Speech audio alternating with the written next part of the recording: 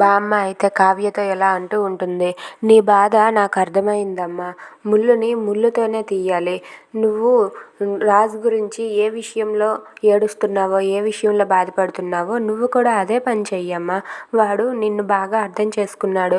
వాడి ప్రేమను నువ్వు అర్థం చేసుకోలేకపోతున్నావమ్మా అని చెప్పి అంటూ ఉంటుంది. ఏంటి బామ్మగారు మీరు అలా మాట్లాడతారు? నా బాధ మీకు అర్థం అవటం లేదు. అసలు మీ మనవడికి నేనంటేనే ఇష్టం లేదు. ఎంతసేపు ఆ శ్వేతతోనే ఉంటున్నాడు, ఆ శ్వేతతోనే గడుపుతున్నాడని చెప్పి అంటూ ఉంటుంది. అదేనమ్మా, శ్వేత అంటే తనకి ఇష్టం కాదు, నిన్ను వదిలించుకోవడం కోసం శ్వేతని అడ్డం పెట్టుకుంటున్నాడు. అదేవిధంగా నువ్వు కూడా వేరే తనైతే ఎలా ఉంటున్నాడు వేరే అమ్మాయితో, నువ్వు కూడా తన ముందు వేరే అబ్బాయితో చనువుగా ఉన్నట్లుగా ప్రవర్తించు.